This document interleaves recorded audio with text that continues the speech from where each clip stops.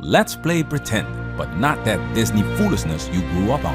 What if tomorrow every man on this planet just stopped working? No construction, no trucking, no lights, no food, no defense, 30 days, no men. Would the world girl boss its way to survival? Or would it collapse under its own attitude? Let's find out. Ain't that a man? Everyone loves to say, we're all equal. Cute idea. Reality check? Infrastructure doesn't care about feelings. It cares about who shows up. Let's see who that is. 97% construction, men. 96% truck drivers, men. 95% utility workers, men. 92% military, men. 79% law enforcement, men. 93% trash collectors, men. 88% software engineers, men. So yeah, TikTok influencers aren't gonna fix the power grid. You unplug these men, your Wi-Fi, your DoorDash, your Netflix and chill, dead on arrival. These jobs aren't glamorous. No filters, no ring lights, no hashtag Monday motivation. Just back pain, busted knuckles, and overtime. These guys build your roads, keep your lights on at 3 a.m. and patch up water mains while you dream about becoming a millionaire influencer. And guess what? Nobody thanks them. But without them, everything stops. So what happens when the men disappear? Day 1 to 3, flights grounded, subways frozen, buses dead, garbage piles up. Surprise, rats love euphemism too. The president vanished, along with every male vice president, speaker, and senator. By law, the next eligible official steps in, and it's Pam Bondi, the Attorney General. Suddenly, she's the acting president, thrust onto a platform without a stage, because authority isn't power without people to carry it out. Meanwhile, Twitter lights up with hashtags. Hashtag he strike, hashtag temporary kings. Everyone jokes about how women got this. Sure, don't believe the waste warning? In 1968, New York's sanitation workers went on strike. By day 3, 30,000 tons of trash buried the sidewalks. One city, 3 days, a mountain of rot. Now picture that everywhere. Day 4 to 7. Then reality swings a hammer. Gas stations bone dry, grocery shelves empty, hospitals ration oxygen, no supply trucks coming. 911 rings and rings. Nobody left to answer. Meanwhile, the new president is live streaming hope speeches under flickering lights because no power crews. TikTok meltdown, Instagram meltdown. Your phone, a brick with anxiety. Here's a reality check. Back in 2022, Canada lost just 10% of its truck drivers because of a vaccine mandate. Within days, grocery shelves in Alberta were bare. The premier called it a crisis. Now picture all the drivers gone. Not 10%, 100%, and it's only day 4. By day 10, it's pitch black, literally and mentally. Rolling blackouts, sewage bubbling in the streets, faucets coughing sludge. Your fridge, dead. Your phone, dead.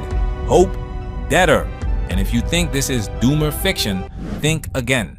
In 2021, Texas froze for just 4 days. 200 plus people died from hypothermia, carbon monoxide poisoning, house fires, and burst pipes flooding entire neighborhoods. One winter storm, one grid failure, $18 billion in damage. Now imagine the power never comes back on because the men who fix it aren't there. The same people who mocked the patriarchy are now bartering stale granola for clean water. Day 20. Society's mask rips off. Looting at brunch time. Cops outnumbered. Some officers just don't come back. Fires rage in abandoned stores and apartment blocks. No firefighters to knock them down. Chemical spills, gas leaks, explosions. No hazmat crews left to contain it. Small neighborhoods barricade streets, arming themselves with bats and kitchen knives. Remember Hurricane Katrina? Looters stripped stores bare while rescue teams risked their lives in waist-deep water. That chaos cost over $125 billion in damages and took years to rebuild. And that was just one city, one storm for a few days. Now picture that same raw desperation, but spread across an entire country with no rescue teams coming this time. The same people who said men are replaceable now whisper, where did all the good men go? Day 30. No power, no trucks, no water, no law. The rich run to bunkers, hoping diesel and canned beans outlast desperation.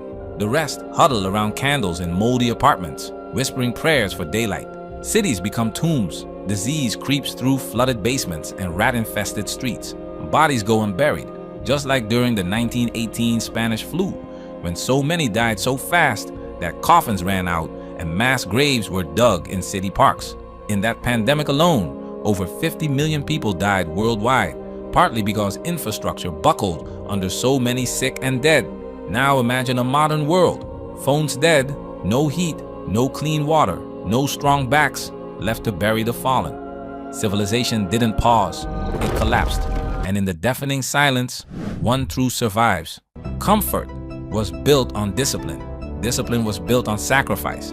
And sacrifice was built by the same men you forgot to thank. See, masculine labor built the modern world. Masculine energy keeps it breathing. In 2018, when California's deadliest wildfires erupted, over 8,500 fires scorched nearly 2 million acres, destroyed 24,000 structures, and killed more than 100 people, all while thousands of male firefighters, utility linemen, and helicopter crews fought day and night to stop them. No viral trends, just grit and elbow grease. If men stop working, the fantasy of independence shatters overnight, because hashtags don't unclog sewers, tweets don't fly helicopters into wildfires, and corporate suits don't run power lines through a blizzard at 2 a.m. Men do, the kind who show up, shut up, and carry it all while you scroll in comfort. But what do they get for this? Mockery, blame, told they're toxic. Yet, they still show up. Why?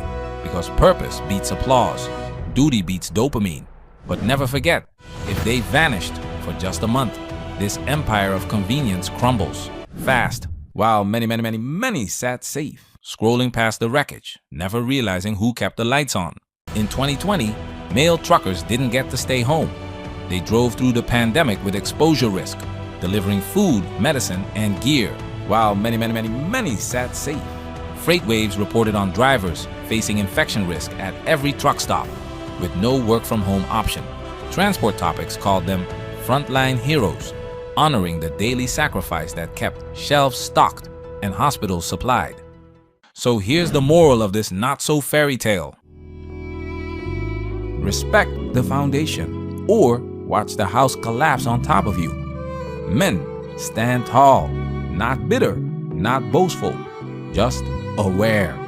Because you're not just workers, you're civilization's insurance policy. Don't let anyone forget it. I've said this a couple of times.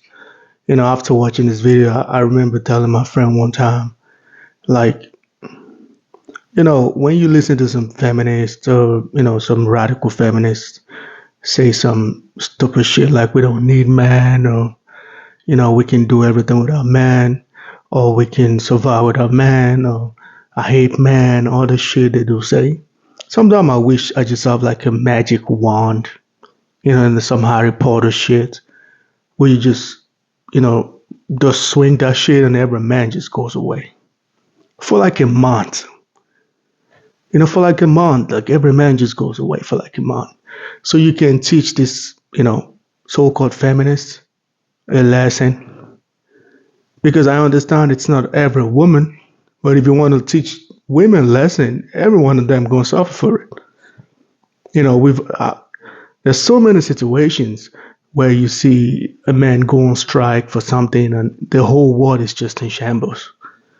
In the video, there are a couple of examples, like the trash thing, the earthquake thing, and the man is just refusing to do the job, and no one can do the job. But like I usually tell people, sometimes when things are comfortable and everything is good and everything is rosy and everything is fine, people tend to say stupid shit. People tend to, act a certain way or say some dumb shit because everything is comfortable. There's a microphone, there's cameras, you're sitting under air condition and all these things. You tend to say stupid shit. That's just the reality. But when things are upside down, like what's going on in Ukraine right now, and there's war and all this shit, you don't see feminists fighting for that shit. They just run away. All these Ukrainian women, they're in Berlin and New York and, New Jersey and all this shit, New Jersey and all this shit. They're there. They're not fighting for equality at this point because it's not comfortable in Ukraine. There's like drones, there's explosive and all this shit. But when it's comfortable and life is smooth and everything is going fine, yeah, women feminists can say stupid shit because at that point they don't need nobody because everything is comfortable. Ukrainian women ain't gonna say we don't need our men because their man is fighting for their country. Women in Afghanistan will not say stupid shit like we don't need our men because those men are fighting for their country. But it's easy for American women or European women to say dumb shit or say I'm a feminist, I don't need no man because everything is comfortable. Life is comfortable. Of course they don't need a man if it's comfortable. So that's why I just wish I have a wand, like some magical thing. I just poof, every man is gone. That would be sweet. By the time the man comes back, all these feminists are going to respect men even more. Because men, they do all this dangerous job. A lot of women don't appreciate it because, it's not a perfect job. And it's not a Wall Street job. So most women don't appreciate this man will do this kind of job. Sometimes you go on a date, you tell a woman, oh, you're a garbage disposer, or or you work in a factory, or you work in some oil rig, or you work, you build homes and shit. They don't appreciate the shit at all. I don't want to date a man that works constructions. I want a man that works, that has 200 millions in the bank. I don't want to date a man that do truck driving.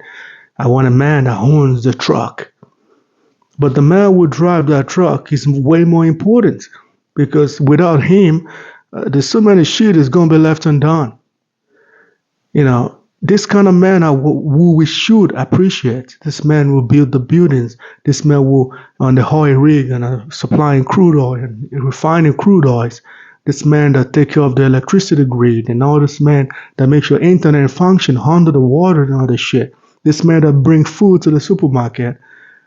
Those are the men we should appreciate. If we don't do that enough, because everything we talk about is, oh yeah, he's a billionaire and he's a this and he has 1 billion and he works in the office, he's a lawyer, he's a doctor. Doctors are good too, trust me. I appreciate doctors too, which are mostly men, by the way. And some people still don't appreciate, this type of man because he's not fancy enough and, a lot of women still don't appreciate it. Because everything this feminist people are fighting for is just equality in the office, not outside the office. Even me as a man, I found time to appreciate these people. I got a friend that works in constructions. I was like, yo, man, you're doing a good job, man. I let him know that because, yeah, they build all these buildings around here and shit. They're doing a good job. But this kind of dude, that's my friend, he's going to go on a date and you're going to hear some, woman telling him, oh, I'm not going to date a construction worker. Stupid shit like that. I appreciate every hardworking man out there that you're striving to get better. You're striving to become something, maybe due to your wife, I don't know, your family, your kids, your child. Maybe you got a good wife at home or you're protecting your kids, you're trying to provide for your kids and shit, whatever the fuck you do. Kudos to you, man. Keep doing what you're doing, man. I know a lot of men's mental health are not really talked about. I'm talking about it now. We appreciate just guys who do all this hard labor job. I appreciate everyone and people who also in the different fields and everything. I appreciate these people too. Anyway, let me know what y'all think about this video in the comment section. Please like and subscribe to my channel. I'm out of here.